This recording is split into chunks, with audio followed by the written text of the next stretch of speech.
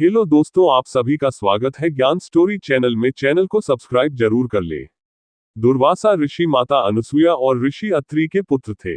ऋषि दुर्वासा के संदर्भ में कहा जाता है कि वे सतयुग, द्वापर युग और त्रेता युग तीनों युगों में उपस्थित थे। ऋषि दुर्वासा अत्यंत बुद्धिजीवी थे और उन्होंने कई ऋचाओं की रचना की थी। ऋषि दुर्वासा अपने क्रोध के कारण जाने जाते थे।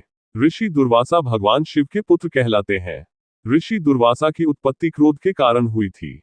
पौराणिक ग्रंथों में ऋषि दुर्वासा के जन्म की कथा का उल्लेख मिलता है।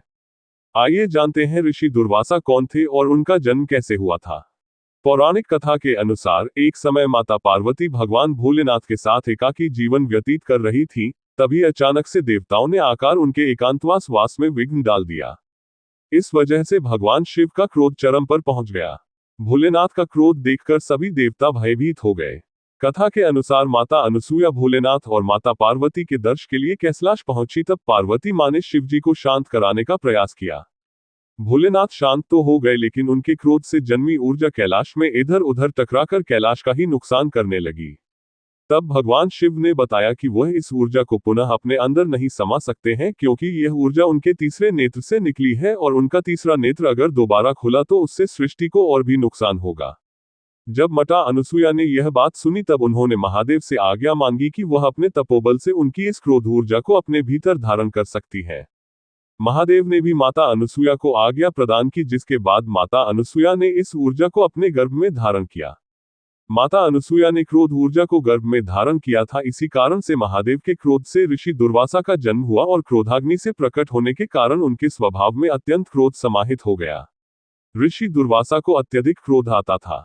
वे अपने क्रोध में किसी को भी श्राप दे देते थे, इसलिए सभी देवता भी उनका आदर करते थे। पौराणिक शास्त्रों के अनुसार महाभारत में दुर्वासा ऋषि के मंत्र से ही कुंती ने सूर्यपुत्र कर्ण को जन्म दिया था। वहीं रामायण काल में लक्ष्मण की मृत्यु का कारण भी ऋषि दुर्वासा को ही माना जाता है। ऋषि दुर्वासा भी इंद्रलोक पहुंचे।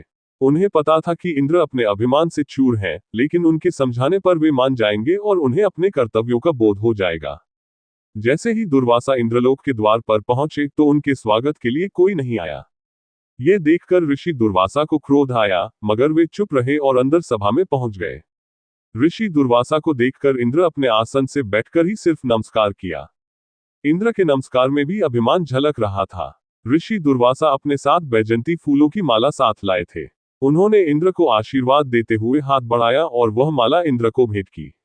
इंद्रदेव ने ऋषि दुर्वासा से माला ली और कहा कि आप ये सुगंधित माला क्यों लाए हैं? इंद्रलोक में सुगंध की कोई कमी नहीं है। इंद्रदेव ने वो माला ऐरावत के गले में डाल दी।